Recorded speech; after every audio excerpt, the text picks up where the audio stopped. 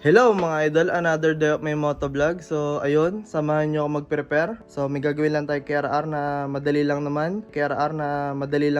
So magpe-prepare tayo para bukas sa show sa Candelaria, Quezon. So bukas yun, October 28. So pa-show yun ni Boss Robert, Batang South Harbor. So ayun lang. So madami tayong makasama doon na ibang mga motovlogger na mga lulupet. Yan, sina Boss Reed, sina Boss Jella, tsaka si Demonyong FI mga idol. Papapicture tayo ulit. So ayun lang. So yun, dalawa ikilalapag natin, si Amore at saka si RR. So bago tayo magsimula mga idol, mag-intro muna tayo. What's up? 1, 2, 3, 4, 5, 6, 2, 8.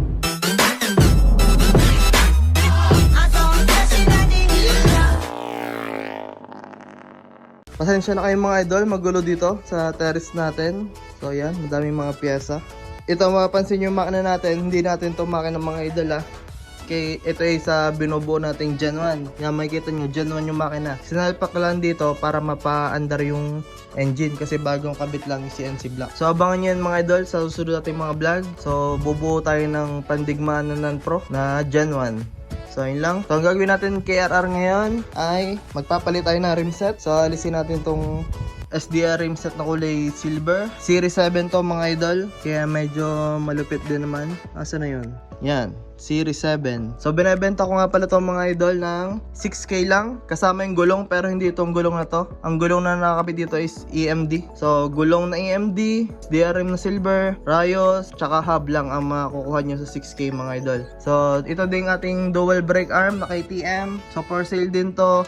So bebenta ko to ng mga 2K din siguro. Kasama itong stopper, spacer at saka mga bolts. Yan, kasama na natin yung mga bolts. So kung mababawasan pa naman sa 2K, siguro mga idol. So ito yung pang-una, papakita ko sa inyo. Yan, minimal issue lang yan mga idol. Kung gusto nyo bilhin, i-PM nyo lang yung main account natin. Ito yun. Yan, i-PM nyo lang yan sa mga sure buyer. Tapos kung matatanong nyo nga pala mga idol, ang makina natin mismo is ito. Yan, pinalitan na natin yung crankcase natin na wrinkled. So nagpalit muna tayo ng sariwa na kulay orange. So sobrang sariwa nito. So nakipag-swap tayo sa tropa, sa idol natin, si Jun Kenneth Tuason. So shoutout sa idol. So maraming salamat sa napaka-solid na deal natin. Tapos nagpalit tayo ng 32mm na carb. So pera lang to sa atin ni Tol Bata at Lawrence Aguilera. So may 28 yun na motor mga idol. Then naghiram lang tayo ng carb para sa bombahan natin. Sana makakasabay tayo sa malalakas doon kasi meron doon loudest pipe mga idol. Kaya nagpalaki tayo ng carb. And then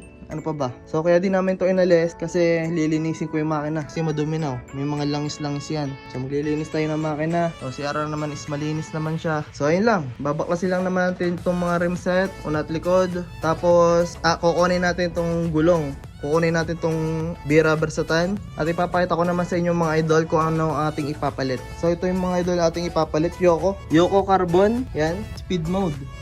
Para straight MTB tayo. So ang specs nga pala nito mga idol ay DTD resize hub, Raguso spoke, tsaka carbon rim, EMD tires. So ito yung ating isasama sa SDR rim na ibebenta. So nabili natin to kay Tol Henry James Cruz. So yan, maraming salamat Tol. Napakamura lang na binigay sa atin to. Ayun no, napaka-solid. Yoko carbon rim. So ang gagawin natin dito mga idol, pansamantala, sasalpak muna natin to. Aalisin lang natin is itong gulong kasi kukunin natin yung ating B-rubber sa tan. Tapos pagka-show, patatanggal ulit natin kasi papipinturahan natin itong mga hub. Yan, medyo madumi na kasi yung mga hub So, papipinturahan natin ng hub at saka papalitan na rin natin ng rayos. So mag-suggest kayo sa akin mga idol kung magkakalasa pa rin ba tayo unat likod or unahan lang or mag-i-standard na lang tayo na align mga idol.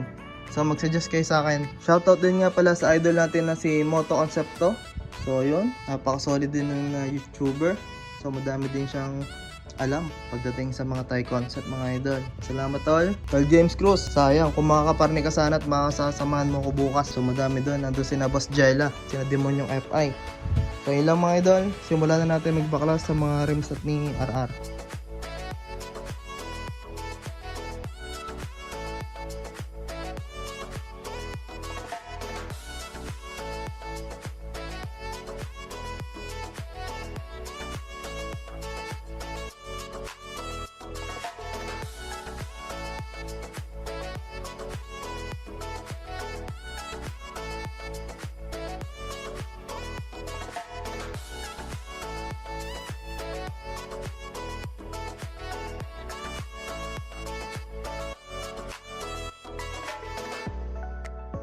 So nabaklas na natin. So pupunta tayo sa tropa, pagpapalitin natin ng gulong. So hello mga idol, inabot na tayo ng dilim. So yan. Tsaka umulan din. So kay paring Gipod na tayo nagpapalit ng gulong sa Right Tune Performance. Kay paring Gipod, sa kay Kuya Jess. So ito yung ating Yoko rim. B-rubber sa tanay nakakabit na gulong. 1.2 nga pala yung rim nito sa unang mga idol. Tapos itong gulong naman natin sa likod ay sa tandem, B-rubber 6080, tapos 1.6 yung rim. Yung sukat ng rim mga idol. Tingnan nyo, parang ang laki. Ayan, dyan muna siya. Ngayon natin yung ikakabit. So, ang gagawin natin ngayon, magkakabit muna tayo ng disc dito sa una para makita natin parang itsura na sa black rims. So, ikakabit natin disc ulit mga idol is ito, ventilated disc natin.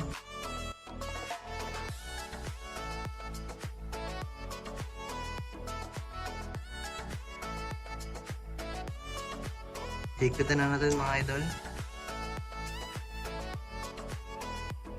So ikakabit na natin ng madalian. So ito naman mga idol, salpakan parang ano din to, PCI Tech hub yung DTD hub natin. So wala tayong babaguhin sa spacer. So ang gagamitin niya palang nilagay tayo ng isang washer at saka ito.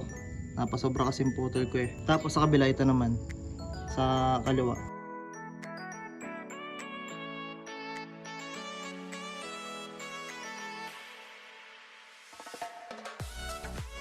Tapos dito naman mga idol ito, itong washer natin, spacer.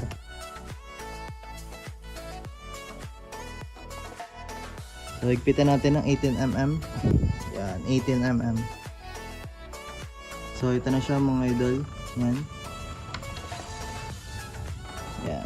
Medyo kapit pa yung ano natin, disc. So paano mga idol, lalagyan na natin ng lock. So dito naman tayo sa kabila.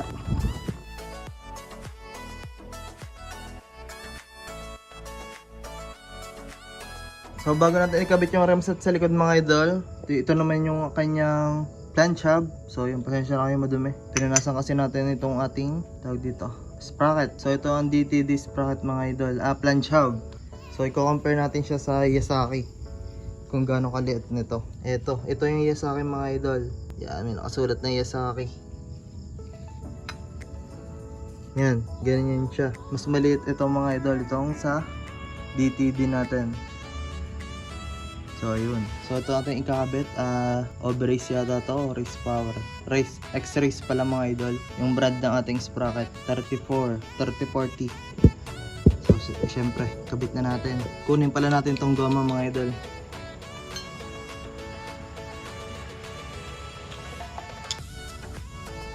Alright, punasan natin. Magrasa. Dito mga idol sa Yasaki, dito nakakabit yung ating bolt dito.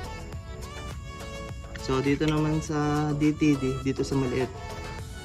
Ayan, dito nakakabit yung tornilyo.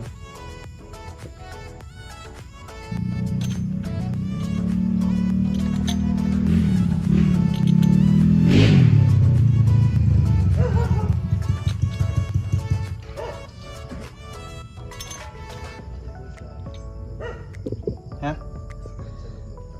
Sheesh. Yan nga pala mga idol, nagpalit nating gulong si parang Gipod, G-Works.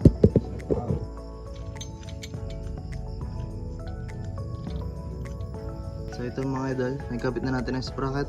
Goods na. So kakabit na natin yung remset sa likod. Kung mapansin nyo din mga idol, maliliit din yung mga rubber damper nya. Kasi maliit yung sprocket natin, ay yung hub natin.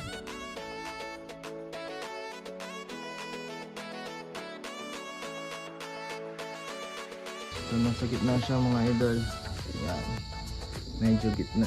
So ang mangyayari dyan mga idol, hindi muna namin hihigpitan to. Aalisin pa yung makina ni Idol Ronald kasi kakabit pa natin to. Tapos bago natin lalagyan ng kadena. Tapos dito naman, kasi naka plus 3 tayo, tapos sinagad pa natin dito yung ehe. Maglalagay ulit tayo dito ng bolt na 14mm para magiging stopper ng ating brake panel. Tapos mga idol, papalitan ko lang yung ano niya, yung makina niya mga idol. Papalitan lang namin. Kakabit natin yung makina mismo ni RR para makabitan na natin ang kadena at saka ng maayos na natin, mahigpitan na natin yung rim set sa likod. So ayun mga idol, inabot na tayo ng gabi. So nakakabit na mga idol yung makina mismo ni RR. Yan, kulay orange na yung ating crankcase. So soon ipapapaint natin yan. Hindi ko lang kung ipapakrim natin yung katulad nung sa paintsan ko or kulay abo. So bahala na mga idol. Tapos mga idol, ito, nakikabit na natin yung rim set sa una. Sa likod, okay na din. Tinulungan tayo ni Paring Gipod at saka sa pagkakabit ng makina. At makikita nyo, sobrang liit ng hub natin. Sheesh! Sobrang liit. Napakapugi. So ngayon mga idol, ito, napunasan ko na naman yung ating kadena. RK. Chain. Ayun, kakabit natin. So dito, nakikabit ako na ng tawag dito. Stopper, 14mm. So hindi ko na makita yung hang ko na 14mm. So hindi ko na kung saan ko na nailagay yun. Para makabitan na rin natin ng preno, no? So ito naman, wala mo itong problema eh. Ano naman to, stock bolt naman, wala mong problema yan. So yun lang, nakabit na natin yung kadena, mga idol.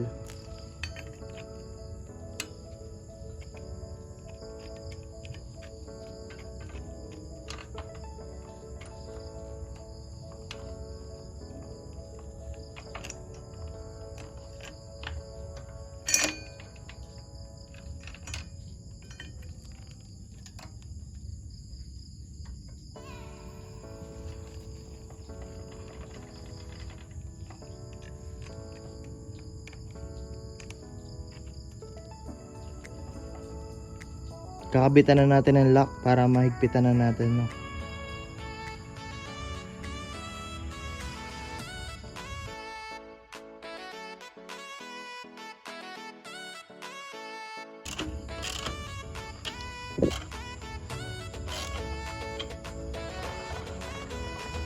So goods na siya mga idol. Yan, nasa gitna yung gulong natin sa tapaludo. Kakabit naman natin itong brake arm para magkapreno na tayo. Lalagyan na natin ang bolt, higpitan natin. So baliktad to mga idol kasi yung thread is nade dito, wala doon mga idol.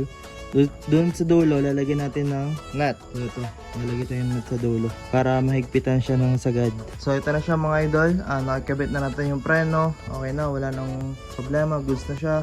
Yung pipe naikabit na rin. Yung rim set, yung makina pala, naikabit na din. So ang gagawin ko na lang mga idol is yung carb. Mag-aayos ako ng carb ni RR kasi nagpalit tayo ng 32mm pangbombahan. Sana makasabay tayo sa mga malalakas. So ayun lang. So papakita ko sa inyo mamaya pag may kahanan si RR sa likod at saka may batok na. So yun mga idol, tapos na natin si RR gawin. Tinulungan tayo ni Bata tsaka ni Tol Frank o taga-Bawan mga idol, tsaka ni Tol Gipod. So maraming salamat sa mga tropa. So ito na si RR ngayon, black rims tapos kulay orange na crank. Pero yung orange na crank papipinturahan natin yan. So lalapag lang tayo mamaya. So oras natin ngayon is 1 AM na. Mapapahinga na tayo. Bukas na uli. Bagong lagay yung langis ni RR. Bukas na bubuhayin. Kasi baka magalit yung mga kapitbahay natin, no, mga idol. Kasi dito may mga bata dyan. May mga bata dyan na nakatira.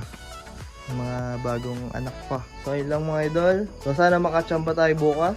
So mga kasama natin doon si Demonyo FI, si Madam Jella, si Madam Bossy, si Boss Reed. So dahil pang ibang mga idol. So sasabay tayo sa madidiin. So yun lang. Maraming salamat sa inyo mga idol.